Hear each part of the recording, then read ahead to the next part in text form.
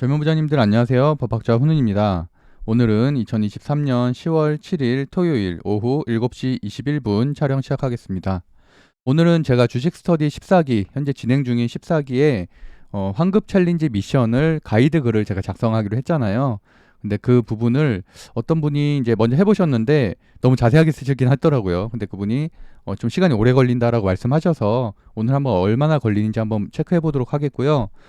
일단 저 같은 경우는 방송 시작할 때 제가 방송 3년 했으니까 초반에 1시간 정도 걸렸던 것 같고 종목 선정까지, 그리고 최근에는 한 30분 이내로 좀 줄였습니다. 줄여서 일단 전체적인 과정을 간단하게 해보고 그 글을 작성하는 것까지도 한번 체크해 보도록 하겠습니다. 일단 젊은 부자들 카페, 우리 젊은 부자들 카페라고 네이버에서 치시면 나오는 네이버 카페고요. 여기 들어오시면은 이쪽에 주식 스터디, 여기 제 강의 내용 있고, 그다음에 주식 스터디 챌린지 여기다 작성하시면 되는데, 일단은 무슨 내용이었는지 환급 챌린지를 한번 확인하셔야겠죠, 내용을. 그래서 아래쪽에 보시면은 환급 미션 3만 원 환급 해드리는 미션 완료해야지 환급이 되는 거죠. 그래서 이거 한번 복사해서 제가 글 작성에 한번 써보도록 하겠고요. 여기에 주식 스터디 챌린지 꼭 여기다가 해주셔야 돼요. 제가 아직은 카페 관리하는 직원이 없잖아요. 그러니까 제가 하나하나 일일이 다 체크를 해야 돼서 꼭 이곳에 작성을 해주셔야 되고, 제목에 주식 스터디 14기라는 거를 써주셔야지만 제가 쉽게 찾을 수가 있거든요. 안 그러면은 누락될 수도 있기 때문에, 그러면 또 서로 뭐 확인하고 이런 과정이 좀 불필요하잖아요. 그러니까 여기다가 주식 스터디 14기라고 하고 꼭 작성을 해주시면 되겠습니다. 뭐 이건 날짜를 쓰셔도 될 것 같고요. 우리가 다음 주 월요일부터 시작이잖아요. 그러니까 일단은 아직은 시작은 안 했으니까 6일 뭐 스터디 뭐 이런 식으로, 아니면 주식 분석 뭐 이런 식으로 해도 되고요. 자, 뭐 이런 식으로 해도 되고요. 성함은 어차피 아이디가 있기 때문에 그 대신에 이제 아이디 설정을 반드시 입금자명으로 해주셔야지 제가 찾기가 쉽기 때문에 그것만 좀 지켜주시면 될 것 같습니다. 일단은 이건 가이드 글이기 때문에 제가 그 내용을 한번 다시 한번 해드릴 거고요. 이 내용 숙지하시고 아래부터 한번 작성을 해보도록 하겠습니다.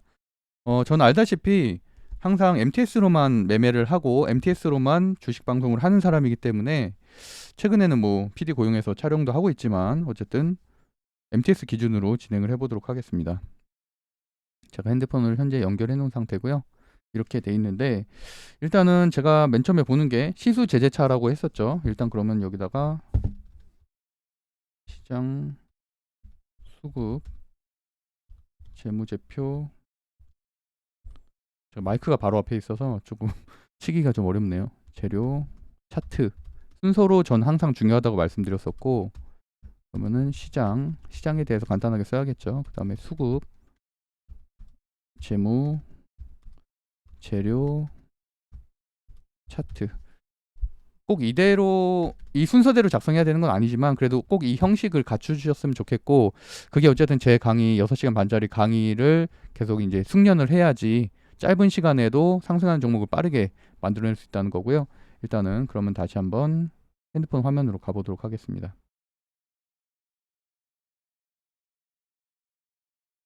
음.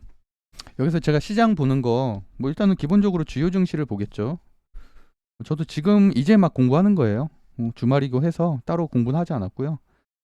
다행히도 금요일에 기술적 반등, 제가 기술적 반등이라고 표현하죠. 기술적 반등이 나왔고, 이게 상승 추세로의 전환은 아니고요. 제가 말씀드린 대로 저는 추석 전에 방송을 통해서 추석 이후에 급락할 것 또는 하락할 것을 좀 가능성이 높다는 말씀을 드렸었고요. 그 근거로 200일선을 7개월 만에 이탈을 했기 때문에라고 말씀드렸고, 지지가 없다, 그렇기 때문에 급락 나올 수 있다고 말씀드렸는데, 안타깝게도 실제로 급락이 나왔습니다. 수요일 목요일 급락이 나왔고, 다행히 금요일에는 반등을 했지만 어쨌든 큰 폭의 하락이 있었다. 다행히도 다우존스와 나스닥이 금요일에는 보시는 것처럼 0.87, 나스닥은 1.6 이렇게 됐고요. S&P 500도 1.18, 나스닥이 1.70 상승 마감했고, 아시아 증시도 사실은 좀 강했었거든요. 아시아 증시가 오히려 대만 증시는 목요일에도 상승을 했는데 우리나라가 상승을 못하고 있었는데, 어쨌든 다행히 금요일까지도 강한 모습을 보여줬습니다. 저 같은 경우는 이렇게 캡처를 하고 있고요. 캡처를 해서 사실은 그림 첨부까지 해주시면 너무 더 좋을 것 같아요. 그러면은 나중에 본인이 자료로 써도 가치가 있으니까 그렇게 해서 일단 확인을 했고, 주요 증시에 미국 증시가 올랐다 정도 확인하시면 될 것 같고, 유럽 증시도 뭐 당연히 올랐겠죠. 미국 증시가 올랐으니까 보시는 것처럼 올랐다.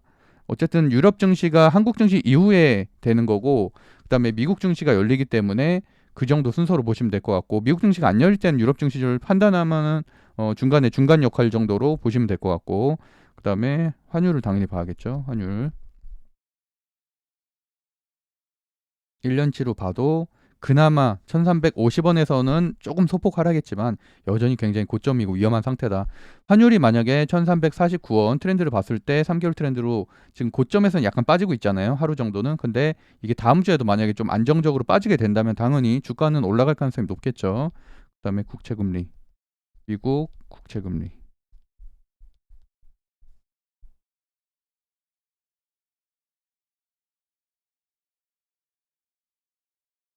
3개월로 봐도 이제 상당히 높은 지점을 알고 있죠. 사실 뭐 주가가 가장 많이 폭락하게 된 가장 큰 이유라고 할 수 있겠죠. 4.79, 16년 역사상 최고치죠, 현재.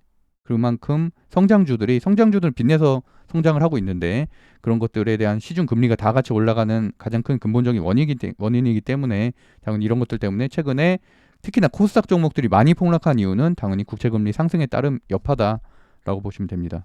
그래서 국채금리도 한번 캡처를 했고, 그다음에 뭐 공포지수서부터 시작해서 많은데 공포지수 한번 볼까요?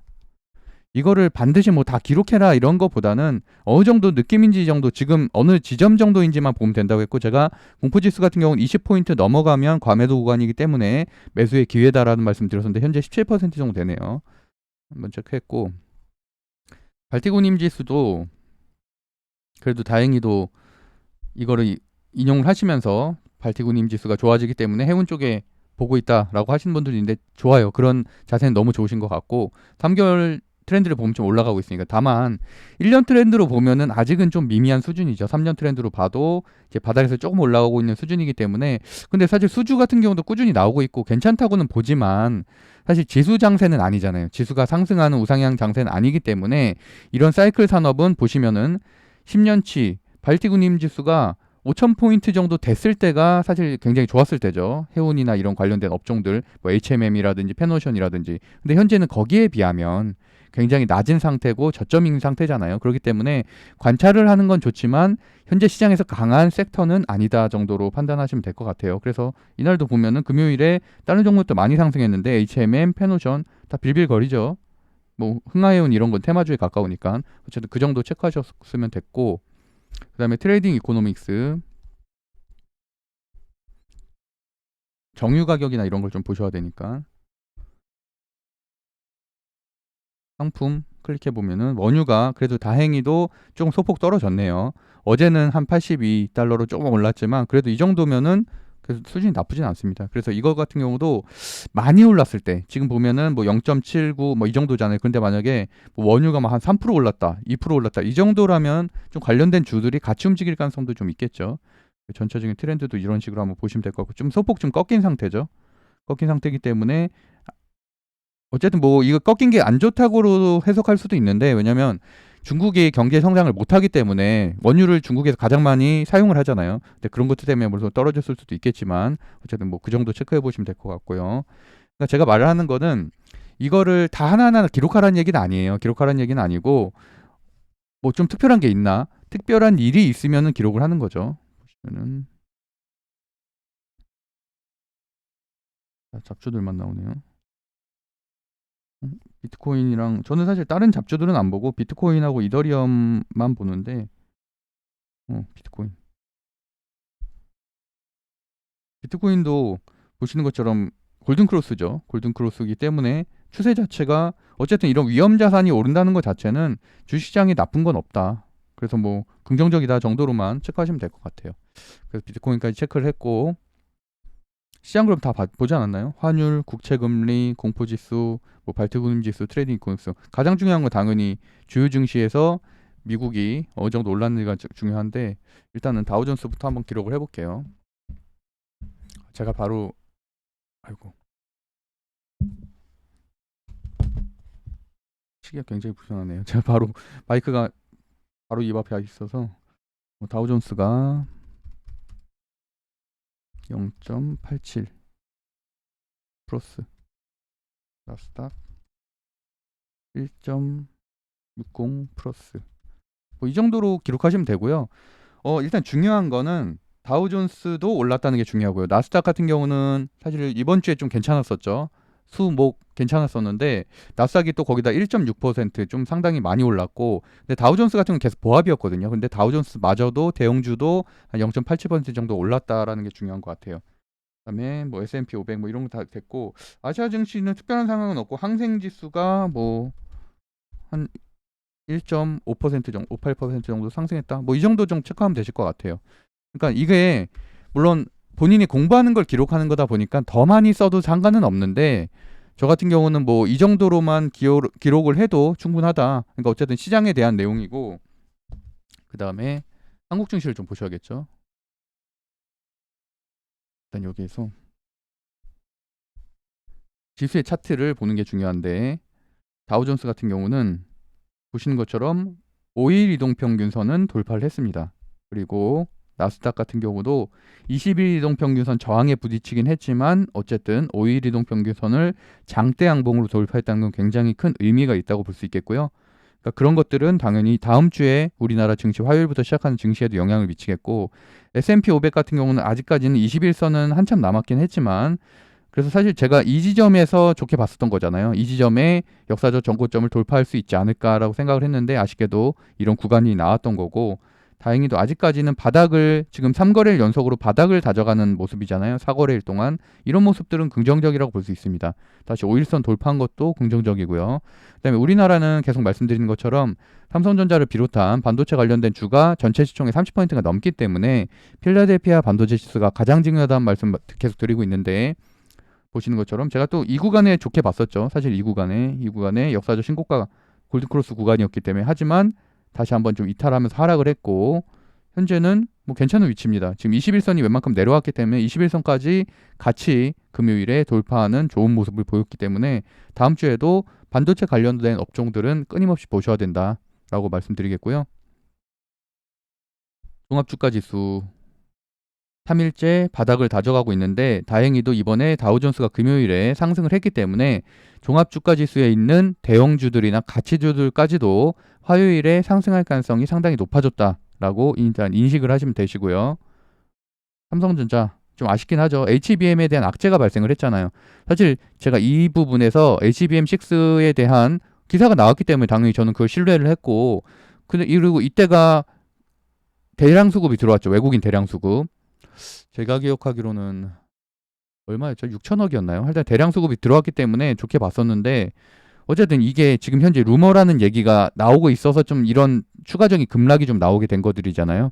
근데 거기에 비해서 하이닉스는 반대로 잘 버티고 있는 모습이고요. 금요일에도 상승을 했고, 어쨌든 희비가 좀 엇갈린 상황인데, 계속 말씀드린 것처럼 그럼에도 불구하고 포스코홀딩스라든지 배터리, LG에너지 솔루션 다 역배열이기 때문에 그나마 전장, 현대차라든지 기아라든지, 기아 같은 경우는 현재 모든 이동평균선을 돌파했네요. 가장 추세적으로 시총 상위 종목들 중에선 가장 강한 모습이고, 그렇기 때문에 제가 당연히 전장을 봐야 된다고 말씀드렸었고, 그 아랫단에 있는 현대차보다는 조금 덜 무거운 현대차나 현대모비스나 현대글로비스나 현대위아, 뭐 급등할 수 있는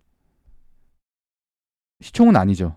일단 글로비스나 모비스는. 근데 그래도 현대위아는 거기에 비해서 종목 정주에 들어가 보면은 시총이 1조 7천억밖에 되지 않기 때문에 현대위아는 충분히 전고점까지도 갈 수 있는 차트라고 보고 있습니다. 현재 골든크로스가 나왔고, 그래서 이 부분을 제가 추석 전에도 말씀드렸었고, 엊그저께 촬영한 방송에도 말씀드렸었죠. 그래서 전장을 일단 시총 대형주들 중에서는 좀 보고 있다. 실적주들 중에서는 이걸 분명히 하셔야 돼요. 실적주하고 테마주는 분명히 다른 겁니다.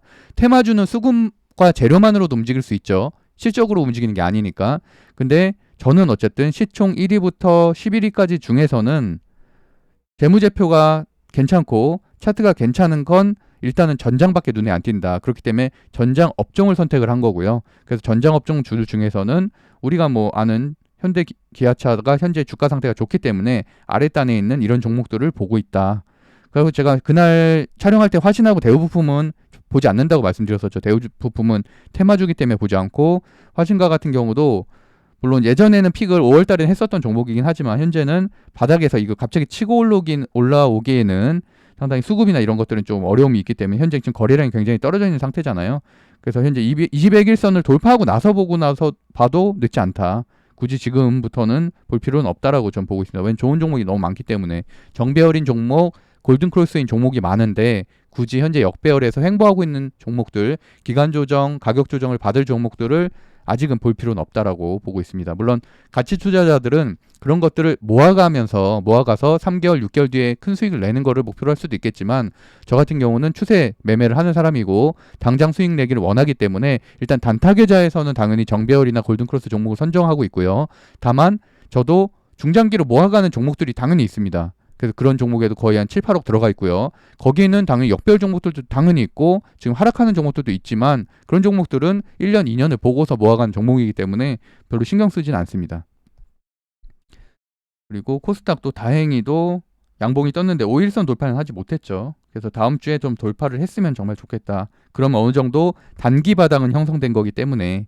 거기다가 제가 그래서 초보자들은 200일선을 일단 200일선 여기 있잖아요. 현재 지금 200일선이 한 830, 한 7, 8포인트 정도 되겠네요. 그래서 어쨌든 이거를 돌파하는 걸 확인하고 나서 들어가도 늦지 않다. 왜냐하면 현재는 아직까지는 바닥을 알 수 없는 상태이기 때문에, 미국 증시에서 조금 더 어닝 서프라이즈가 나오거나 한국에서 어닝 서프라이즈가 나오면 그런 모멘텀, 그 다음에 FOMC 회의에서 금리 인하에 대한 좀 우호적인 발언, 비둘기적인 발언이 나오게 되면 그 모멘텀으로 다시 올라갈 수는 있지만 현재로선 그렇다. 그래서 200일선을 돌파하고 나서 지지하는 것을 보고 들어가도 전혀 늦지 않다라는 말씀도 드리고 있습니다. 그다음에 신규 상장주들이 좀 강세였죠, 최근에. 하지만 그럼에도 불구하고 보시는 것처럼 굉장히 하락한 후에 기술적 반등으로 올라간 측면이 상당히 강합니다. 그렇기 때문에 큰 의미는 두고 있진 않아요. 코어라인 소프트도 마찬가지고. 그래서 10월 6일에 금요일 이렇게 써 있는데, 일단 제가 시장 작성하다 말았죠. 시장 작성은 이 정도 뭐 특이사항이 있으면은, 예를 들어서 일단 코스피 같은 경우는 사실은 그래서 사진을 좀 첨부할 수 있으면 좋긴 한데, 코스피는 현재 바닥 횡보 중. 다우존스, 나스닥 금요일에 10월 7일이죠. 10월 6일에 5일선 돌파했기 때문에 주가 긍정적. 이런 것들은 굳이 내가 해설은 사실 안 해도 되는데, 그래도 한 줄 정도는 내가 내 생각을 정리해서 쓰면 너무 좋을 것 같아요. 그러면은 본인 공부에 도움이 되는 거니까.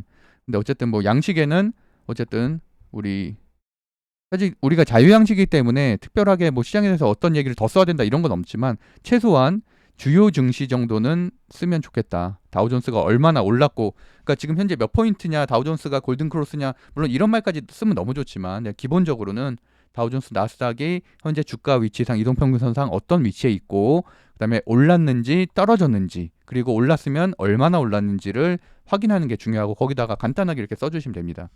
그럼 수급 쪽으로 한번 들어가 볼게요. 수급을 보려면 정규장에 이런 식으로 삼성증권 기준으로 하면 정규장 순위가 나오잖아요. 1위부터 뭐 휴맥스홀딩스 2위, 엑스게이트 3위 이런 식으로. 상한가가 일단은 하나, 둘, 셋, 넷, 네 종목이 나왔네요. 네 종목이면 평소보다는 조금 적은 편이고, 보통 한 6종목, 7종목, 많을 땐 한 11종목 이렇게 나오니까. 그리고 상승률 32가 한 11% 정도는 무난한 장세였다고 보고 있고요. 그래서 이거를 관심 종목 추가에다가 넣으시면은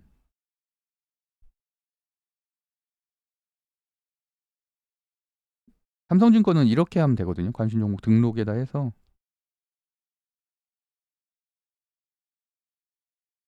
날짜 추가 이렇게 해주면은 바로 글로 들어갈 수 있습니다. 그렇게 하면 1위부터 30위까지 정리가 돼 있고요. 왜냐하면 이렇게 해야지 좀 차트 보기가 좀 편하거든요. 그래서 이따가 차트는 마지막에 좀 확인해 보도록 하고, 그 다음에 우리가 수급을 봐야 되잖아요. 수급을 봐야 되면 각 MTS마다 다르겠지만 특징주에 일단 들어가서 거래 금액 상위부터 확인하는 게 중요하죠. 우리가 이런 종목들이 다 무슨 업종인가까지는 공부 차원에서 보는 건 좋지만 사실은 뭐 우리가 잡주들은 알 수가 없잖아요. 그런 이름들까지 우리가 기억할 필요는 없고 일단 기본적으로 보면은 대부분 다 눈에 띄는 종목이어야 되죠. 왜냐하면 거래금액 상위라는 거는 그래도 시총 대형주일 가능성이 상당히 높으니까. 그런데 만약에 1,000억대, 2,000억대 소형주가 거래대금 상위에 올라와 있다. 한 10위부터 한 15위 안에 올라와 있다. 그렇다면은 굉장히 관심 있게 봐야 되죠. 일단 삼성전자, 뭐 하이닉스는 당연한 얘기고 포스코홀딩스도 보아, 두산로보티스도 뭐 상장한 이후에는 이런 모습이죠. 뭐 추가적인 급등은 할 수 있을 것이라고 급등이라고보다는 추가적인 상승을 할 수는 있지만 어쨌든 여기도 우리가 배웠었던 것처럼 시가와 종가를 돌파해야지 큰 시세가 나오는데 일단은 가장 큰 저항은 이 시가인 종가인 51,400원이 일단 1차적인 큰 저항이 되겠죠. 그래서 어제 그 부분을 돌파를 했는데 그러고 나서 이제 화요일에 그 부분을 지지하느냐에 따라서 추가적인 상승 여력이 있다고 보고 있고요. 그 대신에 일단 두산 로보티스는 두산이 지금 급락한 것처럼 3거래일 동안 엄청나게 급락을 했잖아요. 일단은 재료 소멸입니다. 재료 소멸이고 삼성전자의 추가적인 재료가 나오지 않는 이상은 저는 일단은 굉장히 큰 재료는 하나 없어졌다고 보고 있어요. 두산 로보틱스가 상장을 이미 했기 때문에. 그래서 로봇주들이 엄청난 차익 매물이 나왔죠. 그래서 제 주식 강의에 있는 것처럼 반드시 디데이 전에 팔아야 된다고 제가 말씀드렸잖아요. 절대 두산 로보틱스가 상장한다고 추가적인 상승 이런 거 바라지 말고, 물론 그런 케이스도 굉장히 드물게 있긴 한데 대부분은 상장하면 끝이다. 그걸로 그 종목들이 추가적인 상승을 하고 나발이건 간에 필요 없고 어쨌든 디데이 전에 팔아야 된다고 제가 한 열 몇 가지의 사례를 주식 강의를 통해서 증명을 해드렸습니다. 더 안전하려면 디데이 한 일주일 전에 파는 게 더 안전하죠. 그때도 대부분 기대감 때문에 상승하는 거기 때문에. 그 다음에 휴맥스 홀딩스, 뭐 엑스게이트, PPI, 우리로, 이미지스, 파워로직스 있는데 이건 말씀드렸던 대로 어제가 10월 6일이었으니까 특징주라고 치면은 많은 블로거들이 이렇게 다 정리를 했다고 말씀드렸었죠. 그래서 이 중에서 한 2개 정도 보면은 그래서 최소한 1위부터 한 10위까지의 재료 분석은 빠르게 될 수 있으니까 그렇게 보시면 되고, 일단 수급에 다시 한번 들어가서 거래대금 상위에서 좀 눈에 띄는 거, 영풍재지가 일단 좀 눈에 띄는데 차트도 괜찮네요. 영풍재지 수급을 보니까 그래도 양매수도 좀 들어왔었고, 일단은 한 달치 누적을 볼게요. 그러면은 만주에서 9월 18일 만주였었는데 한 4만 주까지 기간이 그래도 조금씩 모아가고, 외국인도 어제는 좀 샀네요. 그래서 그 정도를 체크할 수 있을 것 같고요. 그럼 일단은 영풍재지 한번 체크해보고, 영풍재지가 코스피 편입 기대감이 좀 있거든요. 코스피 200 편입 기대감이 좀 있어서 200 편입이 된다면 아무래도 그 기간 수급이 좀 들어올 수가 있잖아요. 그 ETF나 이런 데 편입이 될 수 있기 때문에. 그래서 그런 기대감 때문에 최근에 좀 많이 올랐거든요. 보시는 것처럼 11월부터 한 3,000원대부터 올랐으니까 거의 한 10배 정도 지금 현재 오른 상태고, 그다음에 나머지 것들을 보면은 이게 한번 들어갔다 나오면 이렇게 시간이 좀 오래 걸리네요. 신성델타테크 뭐 이런 거는 초전도체 관련된 것들, 그다음에 자회사 뭐 관련된 이슈 이런 것 때문에 상장을 했고, 에코프로 뭐 이런 거 다 필요 없고, 한싹도 최근에 신규 상장 주죠. 알테오젠도 지난주에 굉장히 핫했었던 종목이죠. 관련된 재료가 발생을 해서 제약바이오의 상승을 좀 이끌었었던, 하락장임에도 불구하고 그래도 많이 상승했었던 종목인데, 이때 이 급락을 나온 이후에 그래서 제가 제 강의 내용에도 있지만 어쨌든 장대 양봉의 종가를 깨는 것은 일단 추세를 이탈하는 것들이잖아요. 그리고 이거 같은 경우는 이날 이미 5일선, 21선 다 이탈했기 때문에 개인적으로 저는 안 봅니다. 이런 종목은. 일단은 저는 추세가 한번 꺾인 종목들은 눌림목을 매매를 하지 않기 때문에 어쨌든 이 정도만 체크하고 넘어가면 될 것 같고, 좀 눈에 띄는 거는 오히려 거래대금이 터진 것 중에서는 한올바이오파마 제가 말씀드렸었죠.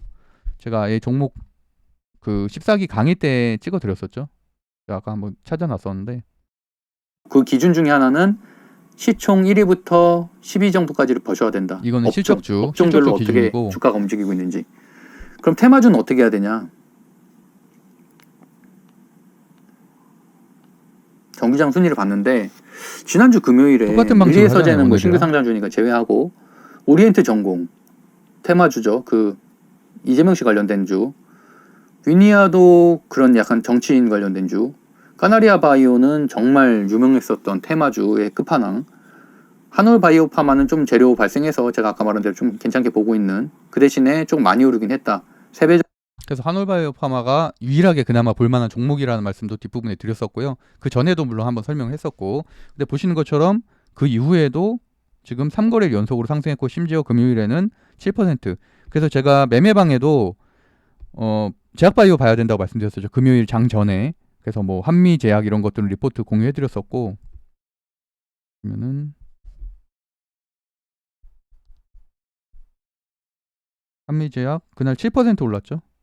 제가 미리 다 말씀드렸었고, 그래서 시스템 반도체 이거 아니구나. 한미약품 비올과 한미약품 정도가 괜찮다. 리포트 이런 식으로 공유해드리니까요. 뭐 어쨌든 제약바이오 그렇게 업종을 미리 선택하는 게 굉장히 중요하죠. 내가 그 종목들을 추격 매수하는 게 아니라 미리 전날, 그렇기 때문에 우리가 시수제재차로 공부를 하는 거고, 이런 것들을 통해서 최소한 다음 주 화요일에 어떤 업종이 강세를 보일 것인지. 최근에는 학회들이 많이 열리잖아요. 뭐 당뇨학회라든지 이런 암학회라든지 이런 것들이 열렸기 때문에 그런 학회에 관련된 이슈로 인해서 이런 것들이 같이 올라가고 있는 것들이거든요. 한올바이오파마도 마찬가지고. 그래서 그런 업종, 아까 말한 대로 실적에서는 그나마 코스피 1위부터 11위까지를 분석해 보니까 전장이 그나마 차트가 가장 나았고, 정배울 또는 골든크로스였으니까. 그래서 어쨌든 실적주에선 전장을 봐야 되고, 재료적인 측면에서는 현재는 제약바이오를 봐야 된다. 그렇게 분석을 할 수 있어야 되는 겁니다. 그래서 거래대금 상위에서도 한올바이오파마가 있기 때문에, 한올바이오파마가 시총이 그렇게 큰 종목이 아니죠. 한 1조 대 정도로 기억하는데 1조 9천억 원이 2조 정도 되네요. 그러니까 아직은 중형주인데도 이렇게 거래대금이 터졌다는 거는 그럼 다시 봐야 된다는 얘기죠. 기간 추가적인 상승력이 충분히 있다는 얘기고, 46만 주가 거래가 됐으니까.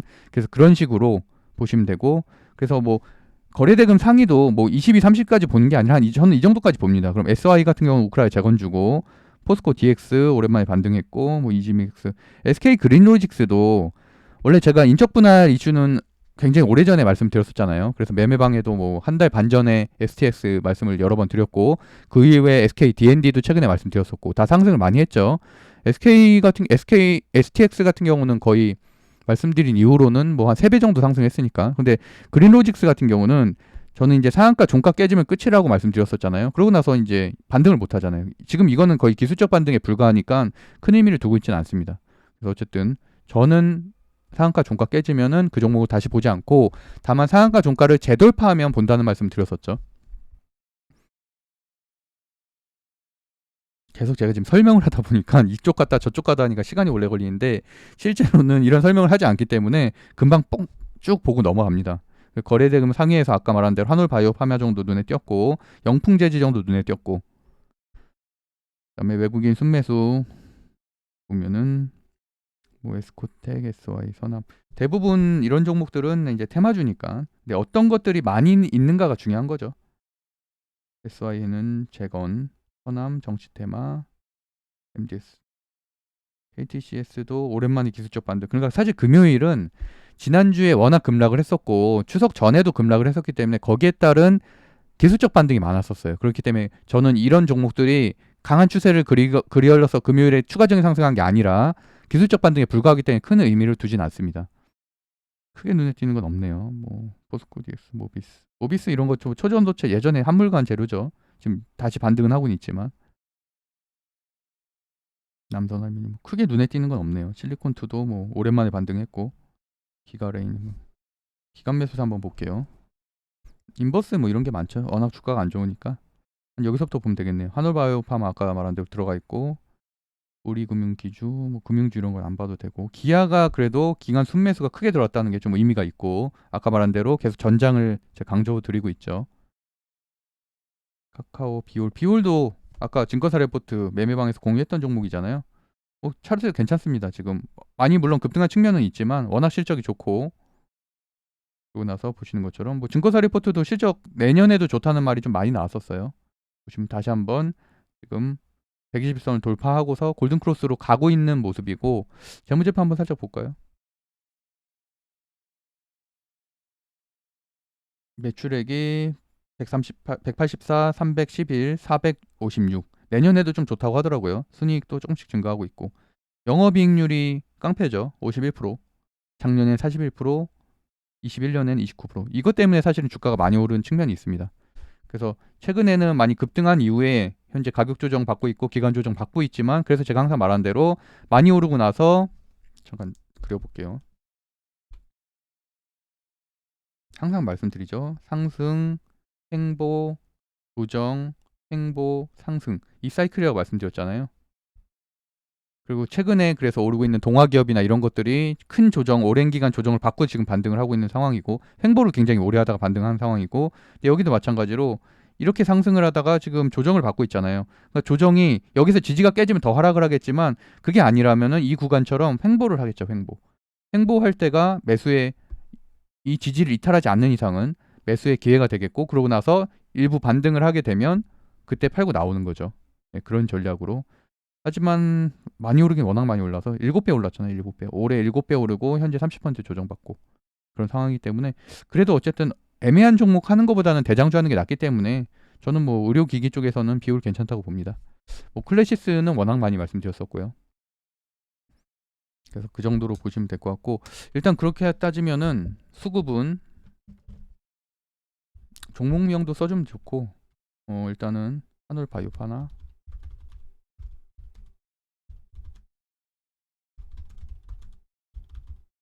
뭐 40만 주였나요 아까? 제가 지금 사실 이렇게 촬영을 안 해봐가지고 제가 이거 하다가 저거 하다가 막 하려니까 되게 어렵네요. 지금 글쓰기까지 하려다 보니까. 원래는 이렇게 하면은 전 30분이면 따닥 끝납니다. 이제 글쓰기로 바로 들어갔으면. 근데 지금 이거 설명을 하다 보니까 한올바이오파마, 그다음 눈에 띄는 것들, 그다음 아까 말한 대로 전장, 기아, 기관손 매수, 눈에 띈다. 눈에 띈다란 말 안 해도 될 것 같은데. 어쨌든 수급으로 아까 봐서 보면은 업종을 좀 뽑아낸다면 한올바이오파마는 제약이고, 기아 전장, 열텍, 비올 의료기기. 그러니까 이게 겹치는 게 없잖아요. 제가 항상 말씀드리는 게 좀 겹쳐야 되는데 많이 포진이 돼 있어야 돼. 아이센스도 뭐 의료기기긴 한데 오랜만에 계속 좀 반등했죠. 예전 픽 종목이었고. 근데 이게 겹치는 게 없으니까, 이게 우리가 이 작업을 하는 이유는, 수급 분석을 하는 이유는, 예를 들어서 뭐 BNK 금융지주 그러면은 차라리 신양금융, 뭐 KB금융 이런 식으로 지주사, 그러니까 금융주라도 굉장히 많으면, 아 그러면은 금융주에 좀 수급이 몰리고 있구나라고 판단을 할 텐데, 뭐 KB금융이 있긴 하지만 KB금융 같은 경우도 물론 배당주 같은 경우는 이런 배당 성향 때문에 사실은 금융주들이 연말이 좀 좋잖아요. 또 최근에 물론 국채금리가 오른 것도 있지만, 그러면 그런 것들은 대부분 8, 9월 달부터 매수를 시작을 해서 지금쯤엔 팔아야 되거든요. 사실 10월 정도면 이미 지금 많이 올랐기 때문에, 지금 이미 꺾였잖아요. 보시면. 그래서 이때쯤에 보통 매년 이때쯤에 매집해서 이제 이런 배당 이슈가 있는 한 9월, 10월 이럴 때쯤에 좀씩 비중을 좀 줄여야 된다. 그랬고, 그런 식으로 좀 단기적으로는 수익을 낼 수 있는 부분들이 좀 있고, 일단 찾아보면은 제약바이오하고 전장, 그리고 디알텍이 뭐죠?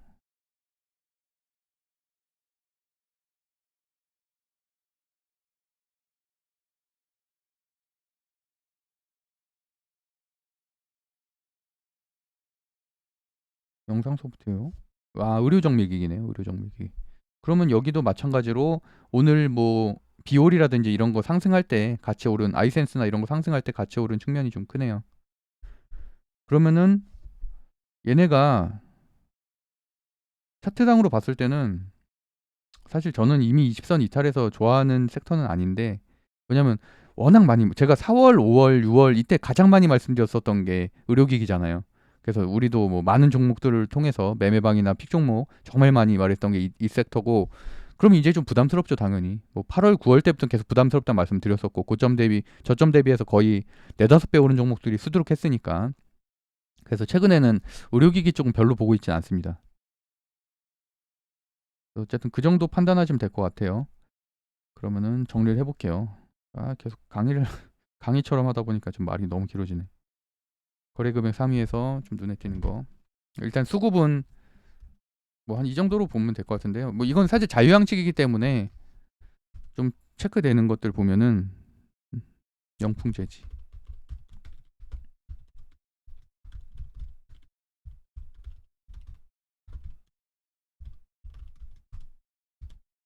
재료는 한번 각자 찾아보셔야 되고요. 그다음에 좀 눈에 띄는 거 알테오젠. 알테오젠도 각각의 재료가 있으니까 그거는 추가적인 작업을 해야 되고 한올 바이오파마. 확실히 제약 쪽이 이날 금요일은 강했다고 느껴집니다. 나머지 기아도 그래도 꽤 수급이 들어온 것까지. 유한양액은 제가 정말 많이 말했었던 실적주죠. 유한양행 제약 이 많이 터졌다. 그렇기 때문에 바이오 학회와 함께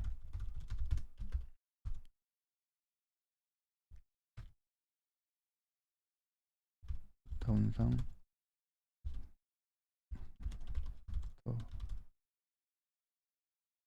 강세수도 후보 정도 되겠네요. 아직은 그렇다고 해서 막 다 같이 엄청나게 오르는 장세는 아니고 이 말을 빼고 싶은데 그러니까 강세 섹터 사실 강세 섹터로까지 보지 않기 때문에 보셔야 된다 정도 체크.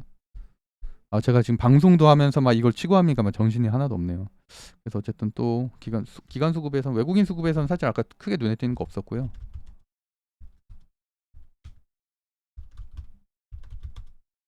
이 정도가 눈에 띈다. 그 정도 체크해주면 될 것 같아요.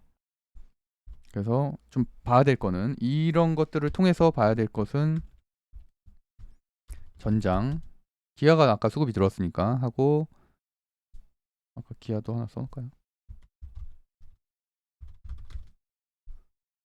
전장 제약바이오 관심 그 정도 체크하시면 될 것 같아요.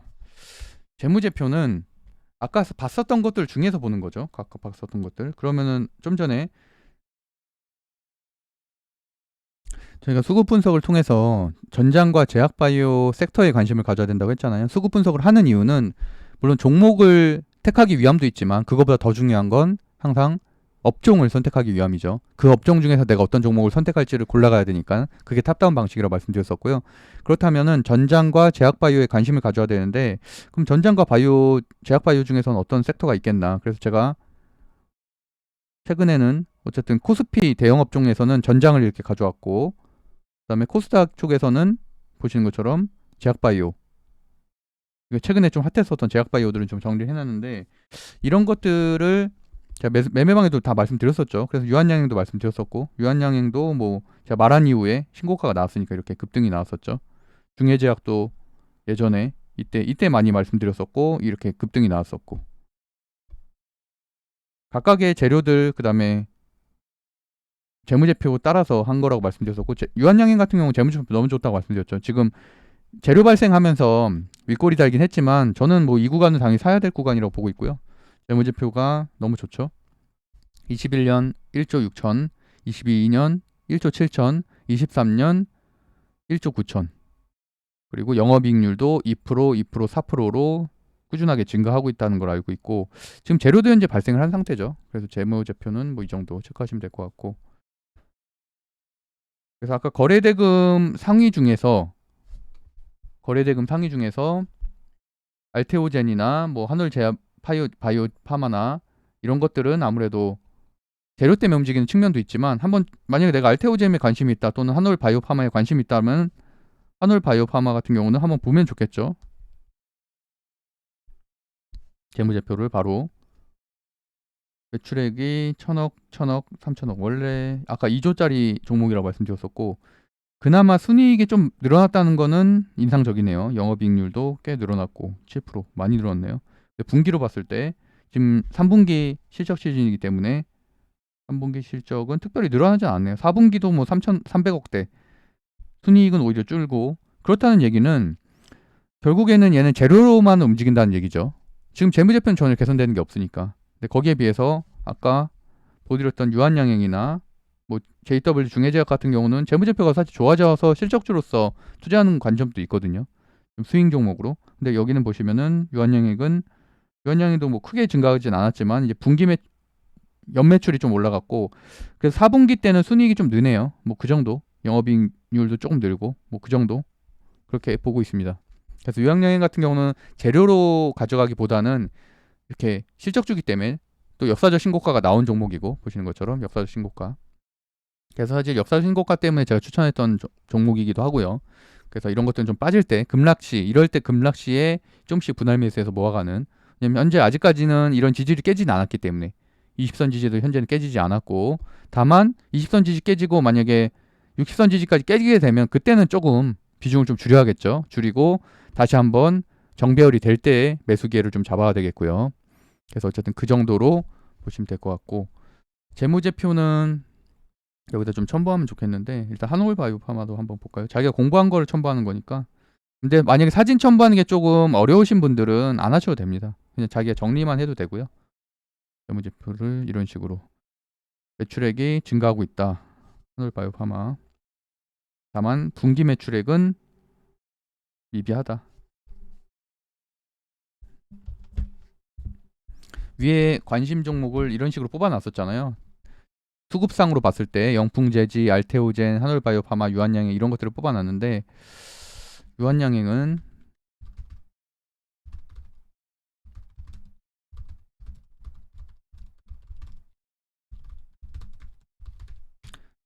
재료도 발생을 했고, 재료 유한양행 재료가 뭐였죠?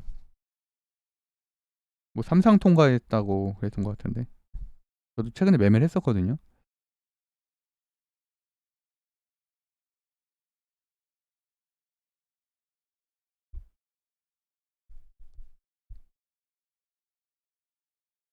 이거였었죠. 태약신약 기대감의 강세. 마리포사 3상 1차 결과가 긍정적으로 나온 것으로 영향이 풀이된다. 그래서 어쨌든 52주 신고가, 거기다가 역사적 신고가를 최근에 다시 한번 기록을 했었죠. 그래서 이런 것들도 뭐 재료 파트에다가 좀 넣어도 되니까 저는 그렇게 보고 있고, 그다음에 한올 바이오파마는 4분기 실적은 소폭 하락. 재료로 거의 움직인다고 보시면 될 것 같고, 재료 분석할 때는 그냥 뉴스 간단하게 보면 되죠. 한올 바이오파마. 뭐 주신 토론방이나 이런 데 들어가는 것도 하나의 방법이고요. 아까 뭐 영제약권에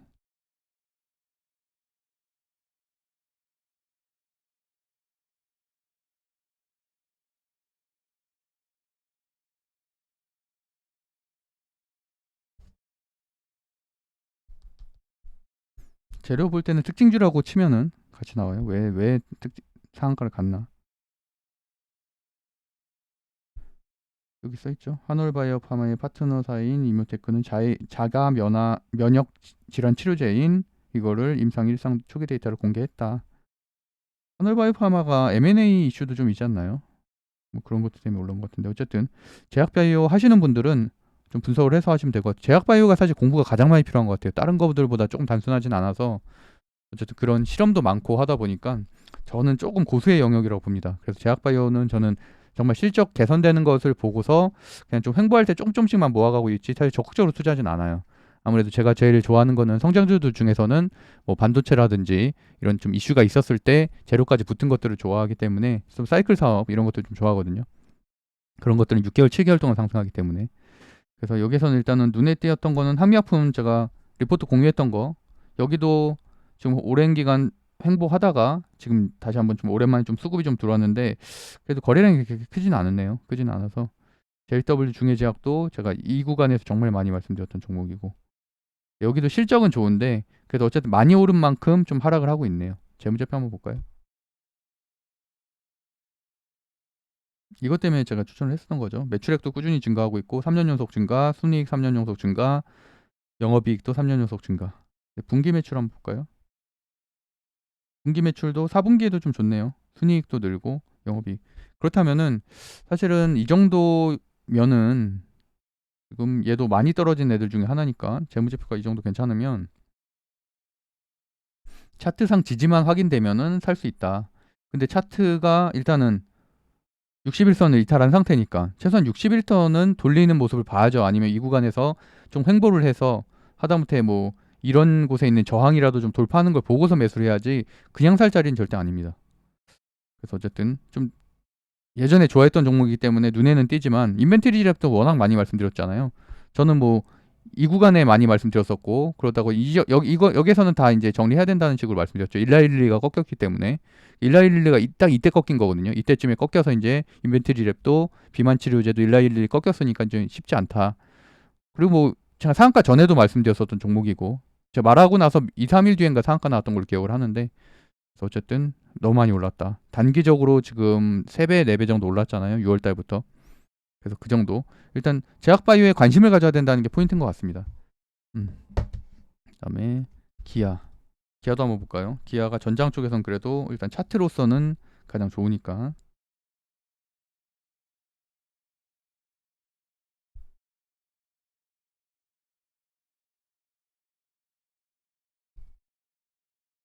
구조 6천, 영업이익 1조 넘었고, 영업이익 1조가 아니래요. 11조. 굉장히 큰 폭으로 상승했네요. 그렇기 때문에 주가가 지금 최근에 많이 상승하고 있는 거고. 그럼 기아자동차도 사실은 제가 초대형주들은 별로 좋아하지 않는 편인데, 기아자동차도 좀 봐야겠네요. 34조짜리인데 차트가 워낙 좋고 지금 모든 이동평균선 정배열 있으니까. 그렇지만 역사적 신고가까지는 꽤 많이 남았네. 지금 역사적 신고가는 불가능하고 52주 신고가는 지금 나왔으니까요. 21년도 신고가까지는 한번 돌파 기대해 볼 만하겠어요. 10만 원까지는. 이 정도 차트라면, 이 정도 추세의 기울기라면 가능할 것 같다. 그래서 어쨌든 기아가 좀 전에 우리가 봤던 거 기억 정도만 하면 되죠. 어쨌든 종목 선정을 하려고 우리가 이 시수 제재차를 하는 거잖아요. 이거 기업 뭐 분석만 하는 게 아니라. 그럼 기아차도 4분기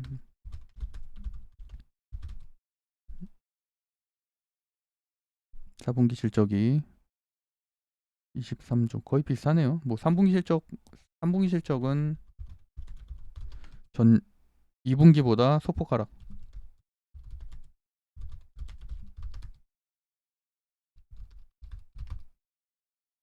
순이익은 오히려 줄네. 영업이익도 별로. 다만 연 매출 대폭 상승.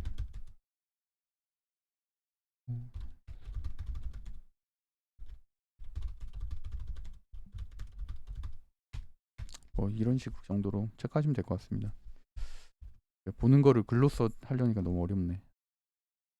그리고 재료는 상승률 1위부터 10위. 아까 제가 정리했었죠. 10위부터 6위까지를 10월 6일에 1위부터 뭐 30위까지 뭐 100위까지는 정리가 되어 있는 거니까 이거는 보는 건데, 일단은 단일가도 한번 보셔야 되고요. 이거 시간 외 거래니까 시간의 거래에서 좀 눈에 띄는 거는 별게 없네요. 뭐 인벤트지랩, 공화기업은 제가 계속 좋게 말씀드렸었던 우리 매매법에 딱 맞는 그림이죠. 상한가 이후에 재돌파하고 나서 급등.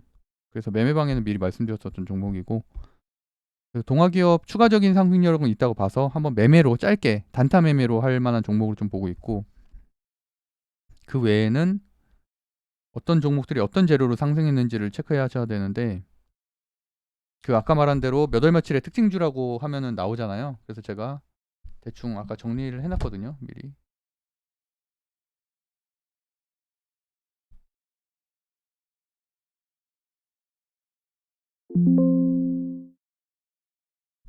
이런 식으로 돼 있다. 그래서 양자암호 관련된 주들이 그나마 보시는 것처럼 상승률 상위권에 휴맥스홀딩스는 전기차 충전이고, 엑스게이트 양자암호, PPI도 양자암호, 우리로도 양자암호, 파워로직스도 양자암호, 뭐 이런 식으로. 그러니까 상당히 상위권에 많잖아요. 그렇기 때문에 사실 근데 제가 양자암호 관련된 주를 별로 좋아하지 않았던 게, 작년에는 너무 약해서 조금 상승하다가 바로 밀리고 이러더라고요. 그래서 별로 좋아하지 않았는데, 최근 들어서는 좀 추가적인 연속적인 상승도 좀 있기 때문에 한번 체크는 하고 있습니다. 일단은 제약바이오는 여기에 있었던 종목들은 대부분 다 기술적 반등이에요. 최근에 많이 급락하고 나서 아이센스 같은 경우는 우리가 선정한 이후에도 한 20% 정도 올랐잖아요. 그러고 나서 이제 굉장히 급락을 하고 다시 반등한 거였고, 네옴시티도 사실 별로 좋아하지 뭐 기한 스케줄 매매는 할 수 있지만 그렇게까지 선호하지 않고, 그나마 히림 정도만. 저는 오히려 히림이나 SY가 대장이고 히림을 꼭 체크하셔야 되죠. 그 종목 정도가 차트로서는 훨씬 낫다. 초선주체는 화물간 재료고, 그렇기 때문에 보면은 양자야모가 이렇게죠. 양자 컴퓨터라고 제가 정리를 해왔는데, 이거는 제가 예전에 정리했었던 순이에요. 작년에. 근데 보시는 것처럼 금요일에도 우리로가 상한가 나오고 엑스게이트가 상한가 나왔어요. 그 얘기는, 그리고 PPI는 아래쪽에 있죠. 그럼 PPI는 예전에는 대장주가 아니었다는 얘기예요. 제가 예전에 정리했을 땐 제가 항상 상승률 순위대로 정리를 하는데, 근데 PPI가 있다는 얘기는 PPI의 순위를 이런 식으로 좀 올릴 수는 있겠죠. 이런 식으로. 일단 상한가 나왔으면은 그래도 시세가 강한 거니까. 근데 우리로와 엑스게이트는 예전부터 대장이었습니다. 우리로는 뭐 이 당시에 많이 추천했던 종목이죠. 이 당시에. 이때 이럴 때 작년도. 근데 어쨌든 보시는 것처럼 차트는 굉장히 어지럽지만 20선 돌파하면서 거래량이 조금 아쉽긴 한데 그래도 추가적인 상승력은 있다고 봅니다. 왜냐면 우리가 특징주 분석, 재료 분석할 때 항상 얘기하는 게 이렇게 재료가 많이 몰려있는 게 중요하다고 말씀드렸잖아요. 그럼 상한가 종목이 벌써 3개나 나온 거잖아요. 3개나. 엑스게이트, PPI, 우리로까지 3개나 나왔기 때문에 그러면은 다음 주 화요일, 수요일에도 이 종목들을 매매로서는 판단할 수 있다는 거죠. 당연히 실적주는 아니고 테마주기 때문에 뭐 중장기 보유하는 종목은 아니지만 최소한 다음 주에 매매는 가능하겠다라고 보시면 될 것 같습니다. 그러면은 일단 재료 분석에서는 양자야모 관련된 주를 좀 봐야겠다.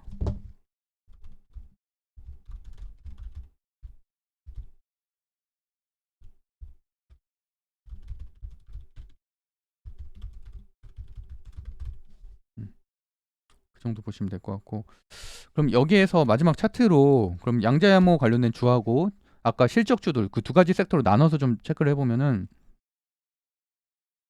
한올바이오파마도 물론 테마주긴 하지만 뭐 상한가 종가 깨지 않고 굉장히 강한 흐름 가고 있기 때문에 약간 눌러주면은 상한가 종가를 깨지 않는 범위 내에서 어느 정도 횡보를 하면은 추가적인 매수 기회는 올 수 있고, 그다음에 유한양행도 말한 대로 이틀 동안 시장 악재에 따라서 과대 급락한 측면이 있기 때문에 이 종목도 20선 깨지 않는 이상은 뭐 20선 설사 깨더라도 지금 이 추세선대로 보면은 한 7만 한 3, 4천 원대까지는 그래도 조금 볼만하다. 횡보하는 거 보고서 60선 지지만 해준다면 매수기에는 된다라고 해서 이제 유한양행까지 차트를 한번 체크해봤고요. 일단은 한 두 종목 정도 제약에선 그 두 종목 정도를 체크하고 있고, 그다음에 아까 전장에선 기아 봤고요. 그러면은 전장에서는 기아, 제약에서는 한올바이오파마, 유한양행.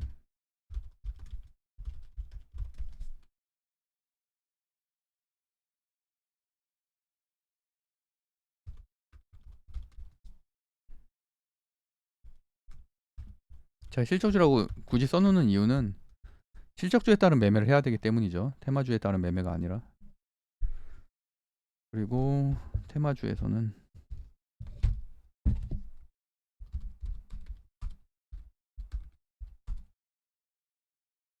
양자야모. 그럼 차트를 한번 봐볼까요? 우리로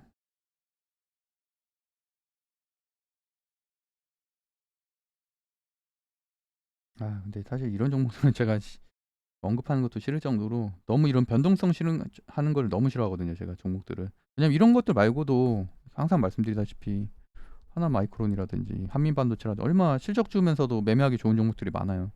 이게 믿고서 두세 달 정도 보유하면 엄청난 수익이 나는 이런 종목들 얼마나 매매하기 좋아요. 눌림목마다 매매하면 되고 20선 이탈 거의 안 하고서 계속 끊임없이 올라가니까. 근데 거기에 비해서 이런 종목들은 일단 초보자 영역은 절대 아니고, 그래서 기본적으로 저는 계속 말씀드린 것처럼 상한가 나오고 나서 그 위에 일단 그 다음 날부터 갭을 띄우는 것 자체가 굉장히 강하니까 저는 그럼 이때쯤에 매수해서 이 구간에서 정리하고 나올 것 같아요. 어차피 하루 이틀짜리 재료니까. 왜냐면 양자야모가 아직까지는 일주일 내내 상승하거나 이런 거 거의 본 적이 없거든요. 한 달 내내 상승하거나 이렇게 본 적이 없이 그냥 대부분 다 단기 재료로만 움직인 측면이 강하기 때문에, 그래서 사실 제가 양자야모 관련된 주를 별로 좋아하진 않아요. 일단 시총이 너무 작고 동전주들도 너무 많고 674억 원. 하지만 공부 차원에선 보셔야 된다. 그래서 저도 화요일날 그럼 한 주, 두 주 정도만 매매해 볼게요. 재미로. 공부 차원이니까요. 이가 그나마 이게 무겁네요. 어쨌든 제가 항상 말씀드리는 게 대장주만 매수해야 된다 말씀드렸으니까 우리로하고 엑스게이트만 보셔야 되죠. PPI보다는. PPI 같은 경우는 예전엔 대장주가 아니었으니까. 엑스게이트. 차트는 거의 비슷하죠. 와, 진짜 어지럽네요, 어지러워. 와, 이런 차트 진짜. 뭐라고 할 말이 없는데 그래도 모든 이동 평균선은 돌파를 했기 때문에 상승 여력은 있다고 보지만 거기다 심지어 신규 상장주네요. 가비아가 또 대주주네. 그러면은 저라면은 차라리 엑스게이트가 나을 것 같아요. 우리로는 일단은 시총 647억이라서 변동성이 너무 강하고 그래서 일단은 우리로 하고 엑스게이트. 일단 상한가, 종가 깨지 않. 종가가 손절가로 기준하고 단기 매매 가능. 이 정도로 정리할 수 있을 것 같습니다.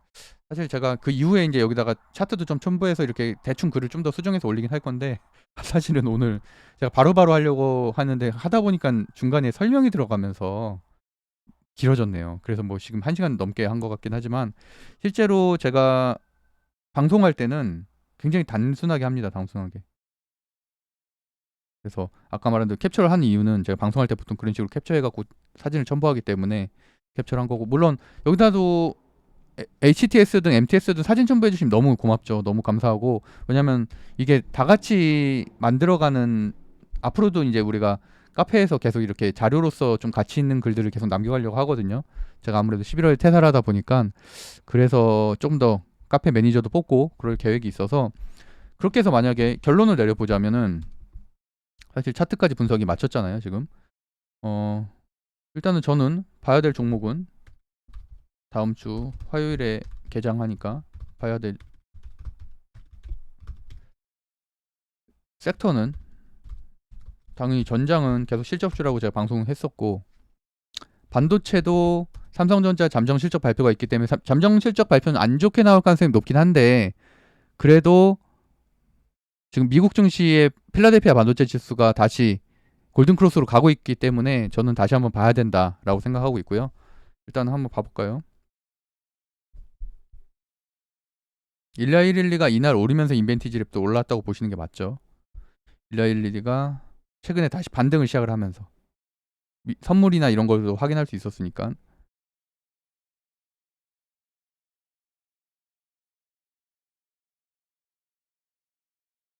빅테크 기업들 다 많이 올랐네. 오랜만에 올랐네. 오랜만에. 애플도 오랜만에 반등했고. 알파벳. 구글도 계속 구글은 차트 굉장히 강하네요. 엔비디아 2% 올랐고요. 그래도 최근에 보시는 것처럼 한 6거래일 연속 올랐기 때문에, 거기다가 다음 주에 하원 부의장인가요? 그 다시 선출할 가능성이 높죠. 공화당 지금 잘렸잖아요.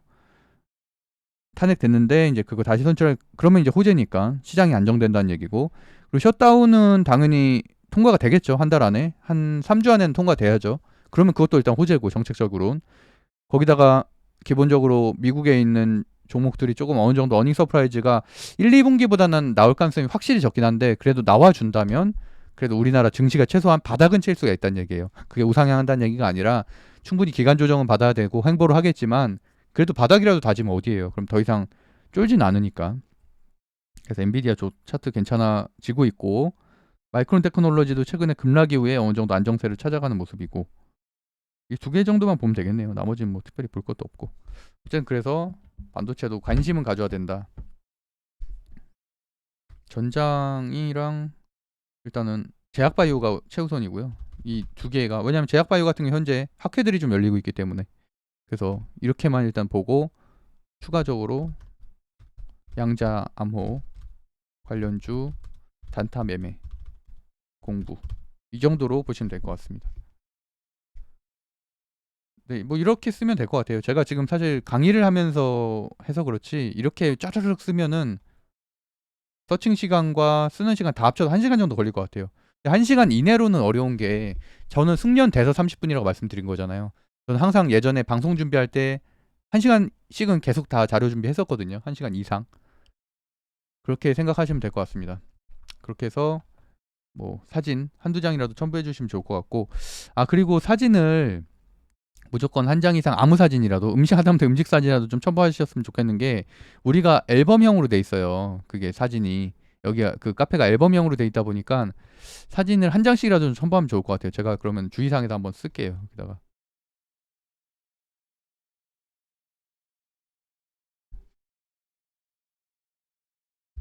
뭐 안 써도 제가 할 수는 있는데, 그럼 제가 카운팅하기가 좀 어렵더라고요. 그래서 아무 사진이나.